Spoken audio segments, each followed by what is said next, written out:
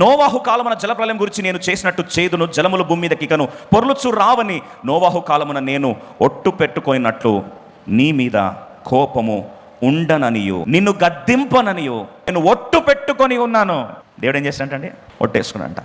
యెషయా 53 అధ్యాయంలో కలువరిలో యేసుప్రభువు వారు ఎప్పుడైతే కలువరిలో ఇట్ ఈస్ ఫినిష్డ్ అన్నాడో, ఆయన కోపాన్ని ఆ రోజు ఏం చేశాడండి?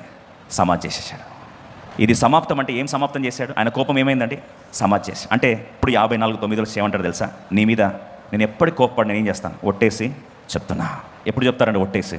వాస్తవంగా తండ్రి యొక్క ఉగ్రత, కోపము, మన పట్ల ప్రేమగా, ఈ రెండు బ్యాలెన్స్ ఎట్లా అవుతాయి? పరలోకపు తండ్రి నీతిగల న్యాయాధిపతి. ఆయన కోపం అంతటిని పాత్రగా పోసి ఆ పాత్రను తాగమంటే చెమట కాస్త రక్తముగా మార్చబడిన ఉత్కంఠభరితమైన పరిస్థితుల్లో కయీను అంటాడు, నా దోష శిక్ష నేను భరించలేనంటే ఇప్పుడు దేవుడు మానవాళి యొక్క ఉగ్రత, మన మీద ఉన్న కోపం, కసి, మీదున్న ఆ శిక్ష, గద్దింపు అంతటిని తీసుకెళ్ళి కుమారుడి మీద తాగుమని చెప్తున్నప్పుడు కుమారుడు కలువరిలో ఆ వేదన తట్టుకోలేకపోయిన పరిస్థితిలో చివరికి ఏమైందంటే సూర్యుడు చీకటైపోయాడు.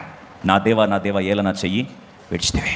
మన మీద రావాల్సిన కోపం అంతటిని తన కుమారుడైన యేసుప్రభు మీదకి పోసి యేసుప్రభు చేసిన కార్యాన్ని గుర్తు చేసుకుంటే you will fall in love with Jesus.